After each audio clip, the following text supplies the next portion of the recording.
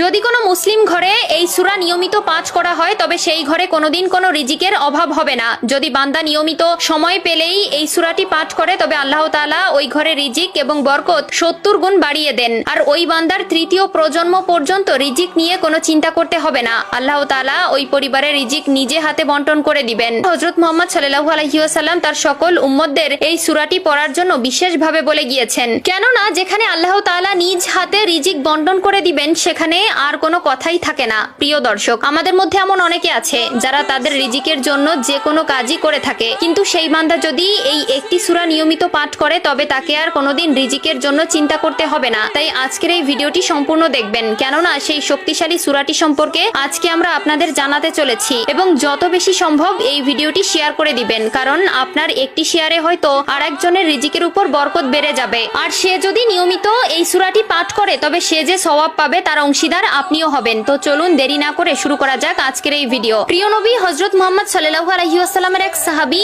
ওসমান রাদিয়াল্লাহু তাআলা আনহু যখন খেলাফতে আসলেন, অর্থাৎ যখন তিনি পুরো আরব বিশ্ব শাসন করতেন, তখন আব্দুল্লাহ ইবনে মাসউদ রাদিয়াল্লাহু তাআলা আনহু যখন খুব অসুস্থ হয়ে পড়লেন, তখন ওসমান রাদিয়াল্লাহু তাআলা আনহু তাকে দেখতে গেলেন এবং তার ঘরে প্রবেশ করলেন। বললেন, তোমার তো পরিবার আছে এবং তোমার ঘরে ছোট ছোট সন্তান রয়েছে, তুমি যদি চাও আমি তোমাকে বাইতুল ফান্ড থেকে তোমার জন্য কিছু খাবারের ব্যবস্থা করব, যাতে করে তোমার সন্তানরা নিয়মিত তাদের খাবার চালিয়ে যেতে পারে। আব্দুল্লাহ ইবনে মাসউদ রাদিয়াল্লাহু তাআলা আনহু তখন তার উত্তরে বললেন, আমার নবী আমাকে এমন একটি সূরা শিখিয়ে দিয়েছে যা আমার সন্তানেরা যদি পাঠ করে তাহলে কখনো আমার এই ঘরে রিজিকের অভাব হবে না, আর আল্লাহ তাআলা নিজে আমার এই ঘরে রিজিকের ব্যবস্থা করে দিবেন। তখন তিনি বললেন, কি সেই সূরা যা পড়লে আল্লাহ তাআলা নিজে রিজিকের দায়িত্ব নিয়ে নেন? তখন তিনি উত্তরে বললেন, সূরাটি হচ্ছে সূরাতুল ওয়াকিয়া। তিনি আরো বললেন, শুধু তাই নয়, এই সূরায় রয়েছে আরো অনেক ফজিলত। প্রিয় দর্শক, আপনারা সবাই চেষ্টা করবেন এই সূরাটি মুখস্থ রাখার এবং নিয়ম করে প্রতিনিয়ত ফজরের নামাজ শেষ করে মোনাজাতে এই দোয়াটি বারবার পাঠ করার।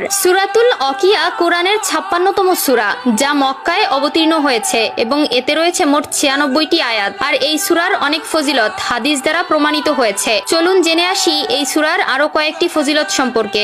1. দারিদ্র থেকে মুক্তি। হযরত ইবনে মাসউদ রাদিয়াল্লাহু তাআলা আনহু বলেন, যে ব্যক্তি প্রতিদিন রাতের বেলায় সূরাতুল ওয়াকিয়া তেলাওয়াত করবে তাকে কখনো দারিদ্র স্পর্শ করবে না। সুনানে ইবনে মাজাহ হাদিস নম্বর 3797। 2. মৃত্যু সহজ হওয়া। হযরত আনাস রাদিয়াল্লাহু তাআলা আনহু থেকে বর্ণিত, যে ব্যক্তি প্রতিদিন সূরাতুল ওয়াকিয়া তেলাওয়াত করবে আল্লাহ তাআলা তাকে সহজ মৃত্যু দান করবেন। 3. কবরে নূর ও শাস্তি থেকে মুক্তি। হযরত আবু উমামা রাদিয়াল্লাহু তাআলা আনহু বলেন, যে ব্যক্তি নিয়মিত সূরাতুল ওয়াকিয়া তেলাওয়াত করবে তার কবর আলোকিত থাকবে এবং শাস্তি থেকে মুক্তি পাবে। আল্লাহ তাআলা আমাদের সকলকে এই সূরাটি নিয়মিত ফজরের নামাজ শেষ করে পড়ার তৌফিক দান করুক, আমিন।